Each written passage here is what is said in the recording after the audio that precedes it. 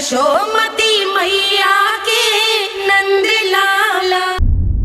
अब उसकी क्रूरता की कथा ऐसे मोड़ पर आ पहुंची जहां से वापसी असंभव है, क्योंकि अभी अभी उसने देवकी के छठे पुत्र का वध कर दिया है। हे प्रभु, कितना दुर्दांत है ये कंस। किंतु एक ही जन्म में एक साथ दो माताओं का पुत्र बनने में उसने आपकी सहायता कैसे की प्रभु? उसके भय ने उससे ये कार्य सहज ही करवा दिया देवराज। जन्म लेते ही माता देवकी के सभी पुत्रों की हत्या कर उसने मुझे विवश कर दिया है। अब जीवित रहने के लिए मेरे अवतार को माता देवकी की कोख से जन्म लेने के तुरंत बाद मैया यशोदा के पास गोकुल जाना ही होगा। और इस प्रकार कंस के कारण एक ही जन्म में दो माताओं का पुत्र बनने का आपका वचन सत्य सिद्ध होगा। आपकी लीला अपरंपार है प्रभु। आप सब अब निश्चिंत होकर जाइए। मेरे अवतार के जन्म होने की घड़ी अब निकट ही है। हम धन्य हुए प्रभु। हम धन्य हुए प्रभु।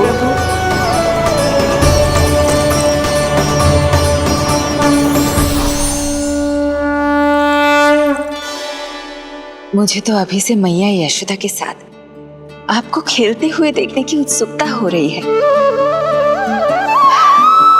उनकी प्रवृत्ति कितनी निराली है। क्रोध ना करूं तो क्या करूं? देखिए इसकी शैतानी, फिर चला गया सुलक्षणा के बगीचे में फूल खाने।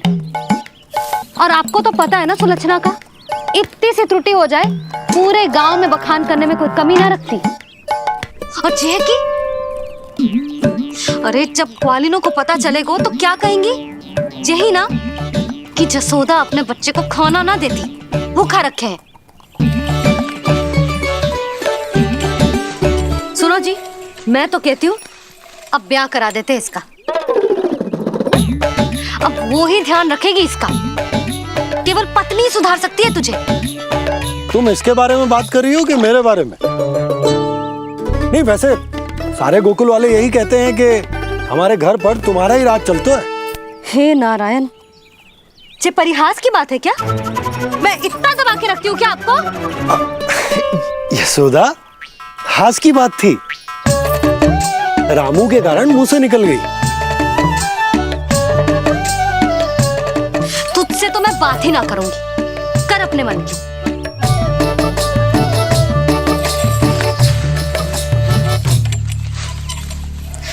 पता है तुझे कितना क्रोध आता है जब तू ऐसे बिना बताए घर से चला जाता है। प्रेम है जे मेरा, चिंता है मेरी। तुझे कुछ हो जाए तो अपना लल्ला माना है तुझे।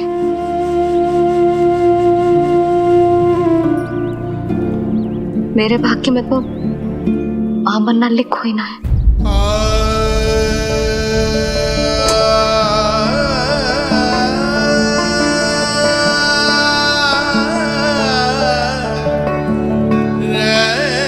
यशोदा,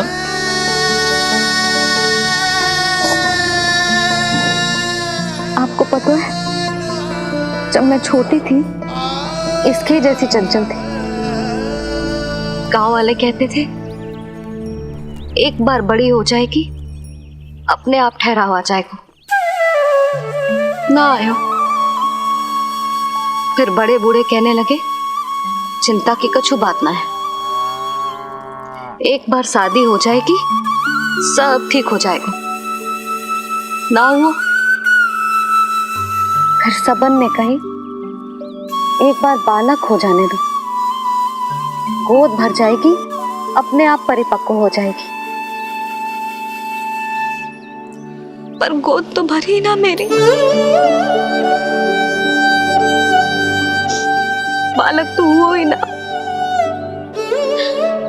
उस पर जब जे भी भाग जाता है तो मुझे रह रह के यही स्मरण होता है कि कमी मुझ में ही है। मैं ही किसी बात का ध्यान न रख पाती।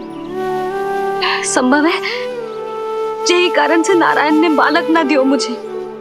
यदि देते तुम बहुत बुरी मैया बनती। मैं यशोदा, क्या होगा तुम्हें? कहाँ की बात कहाँ लेकर जा रही हो तुम?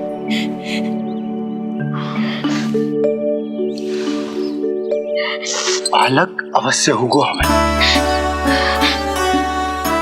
और बहुत अच्छी मैया बनोगी तुम।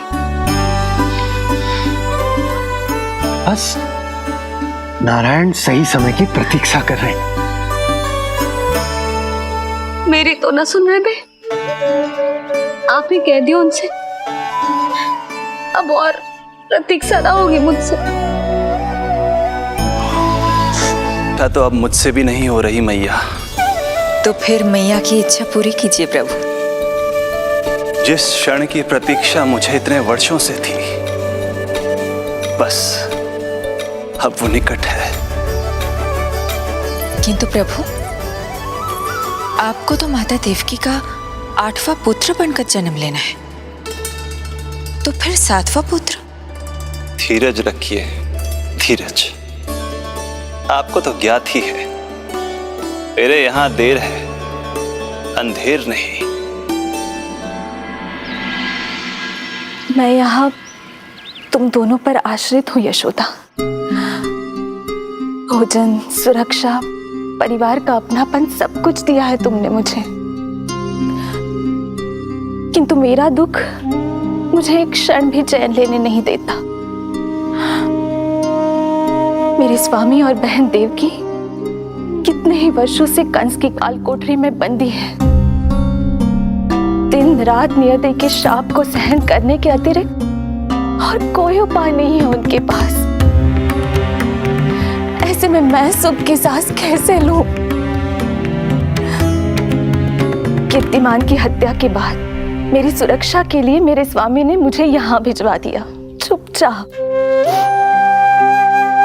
किंतु मेरा हृदय तो वही छूट गया यशोदा। इससे तो अच्छा होता कि मैं भी उसी कारागार में होती, मेरे स्वामी और बहन देवकी का दुख तो साझा कर पाती। अपनी 6 संतानों को कंस के हाथों मृत्यु के गोद में जाते देखा है उन्होंने। अब तो मुझे उस क्षण की कल्पना से भी डर लगने लगा है, जब देवकी अपने 7वें पुत्र को अपने गर्भ में धारण करेगी। भय से भविष्य नहीं टलता, होनी होकर ही रहती है। समय बीता और देवकी के गर्भ में 7वें पुत्र का आगमन हुआ। क्या इसका भी भविष्य वही होगा जिसके भाइयों का हुआ था? इस बंदी गृह की दीवारें, प्रत्येक ईंट, प्रत्येक पत्थर, यहां तक कि यहां की वायु भी उस कंस की बंदी है। अब तक तो उसे सूचना भी मिल चुकी होगी। वो निर्दयी, क्रूर प्रतीक्षा कर रहा होगा कि कब तुम्हें प्रसव हो और कब उसकी तलवार हमारे नन्हे शिशु, हमारी 7वीं संतान का रक्त पिए।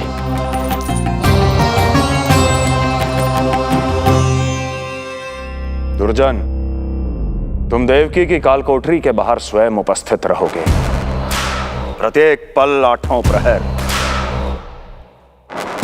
जैसे ही शिशु पहली श्वास ले, तुम मुझे सूचित करोगे। अवश्य महाराज, आज्ञा दें।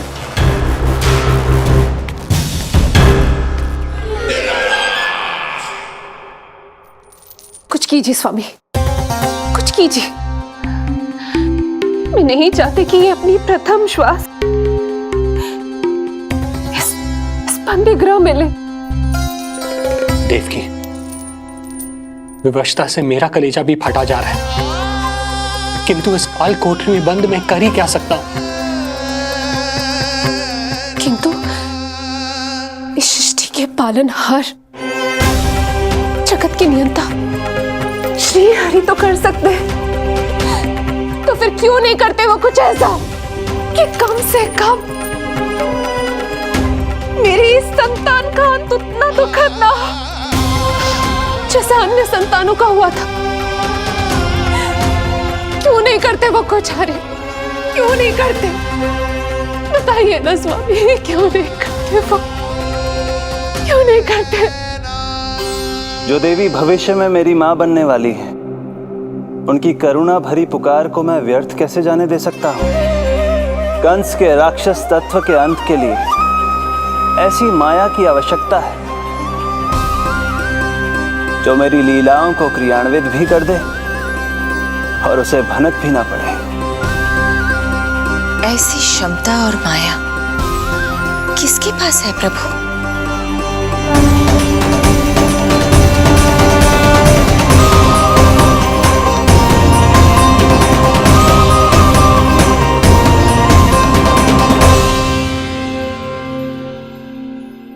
ॐ नमो आकर्षिणी ज्वाला मालिनी, ॐ नमो भगवती क्लेशनाशिनी।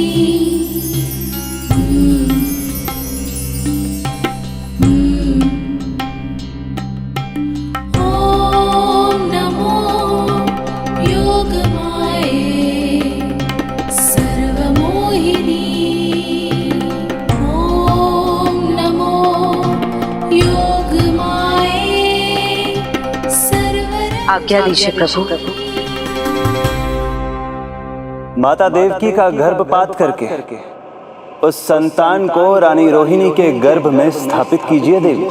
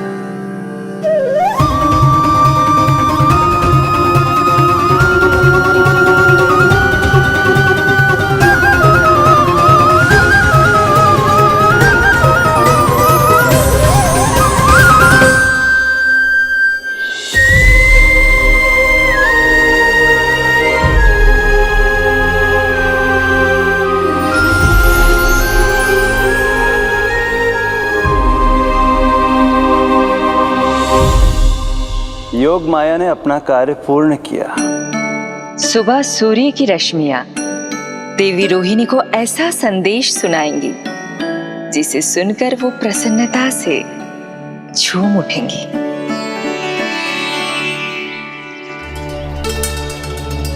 यादव कुल के नए राजकुमार के आगमन पर बहुत बहुत शुभकामनाएं रानी।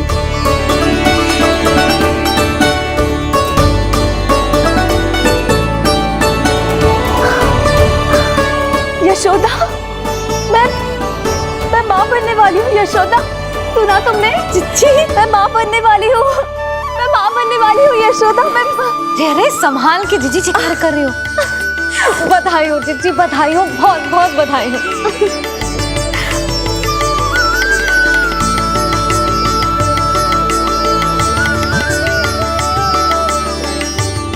विधि का विधान भी विचित्र होता है। रोहिणी, जिनका ये पुत्र नहीं है, वो प्रसन्न है, किंतु देवकी, जिनका ये पुत्र है, वो व्याकुल है।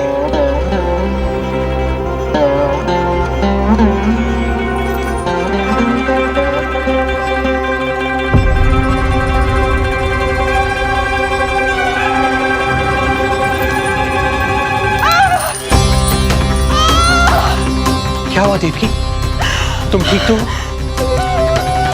स्वामी, स्वामी मेरा पुत्र, स्वामी हमारा पुत्र चला गया स्वामी, हमारा पुत्र चला गया। धीरज धरो देवकी, संभव है यही श्री हरि की इच्छा हो। किंतु मैंने उनसे ये तो नहीं मांगा था ना स्वामी। मैंने कहा था हमारा पुत्र यहाँ श्वास न ले, इसका ये अर्थ नहीं था। क्यों किया नारायण ने ऐसा? क्यों किया?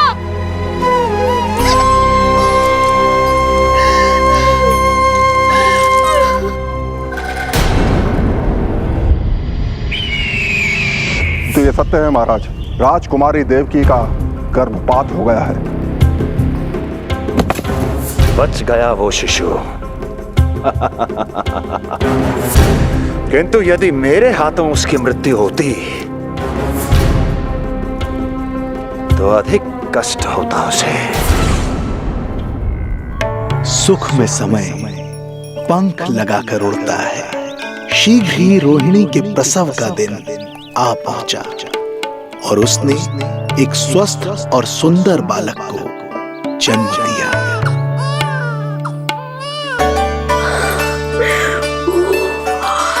लो जिज्जी, संभालो अपने लल्ला को, जी भर के निहार लो इसे।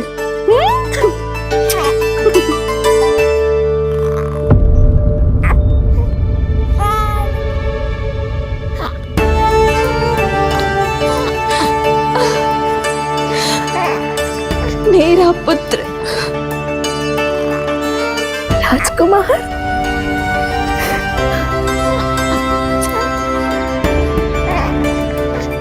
अच्छा जीजी, मैं तनिक इनको भी सूचना देकर आती हूँ। वसुदेव भैया तक भी तो जी शुभ समाचार पहुंचानो है। राजकुमार कौन है? हाँ, गोकुल का राजकुमार है। हाँ, गोकुल का राजकुमार है मेरा बच्चा।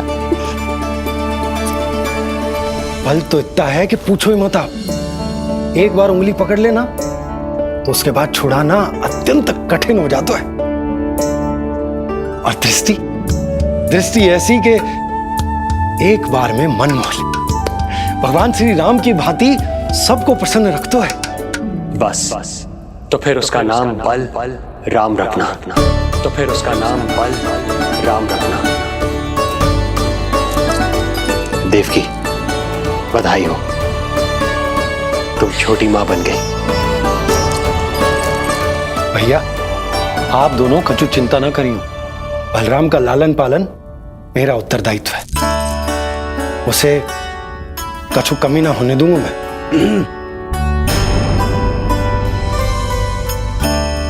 मुझे चलना चाहिए। कितने वर्षों बाद तुम्हारे कारण शुभ समाचार मिला है हमें। श्री नारायण हमेशा तुम पर कृपा बनाए रखे।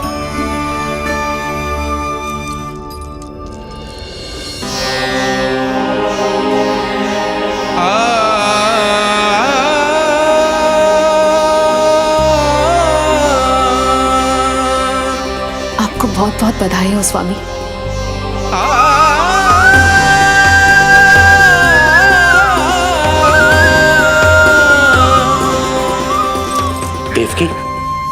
क्या हुआ?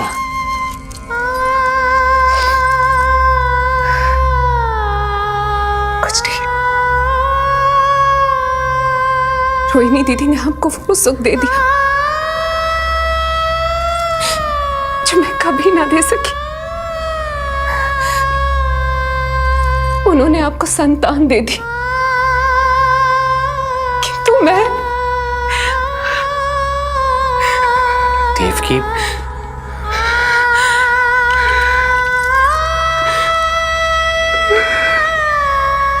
इस समय जो व्यथा माता देवकी की है वही पीड़ा माता यशोदा की भी है। माता देवकी की ममता अपनी सभी संतानों को खोने की वेदना से त्रस्त है, तो माता यशोदा की ममता संतान ना होने के संताप में झुलस रही है। सत्य कहा देवी, मुझे आभास हो रहा है मैया यशोदा का हृदय मुझे अपनी गोद में खिलाने के लिए कितना व्याकुल है। सच्ची श्रीहरि, सच्ची में प्रसन्न हूं मैं कि आपके आशीर्वाद से रोहिणी जी को इतना प्यारा लल्ला हुआ है। पर मुझसे क्या त्रुटि हुई नारायण? मुझे क्यों न दियो आपने लल्ला? मुझसे क्या त्रुटि हुई नारायण? मुझे क्यों न दियो आपने लल्ला?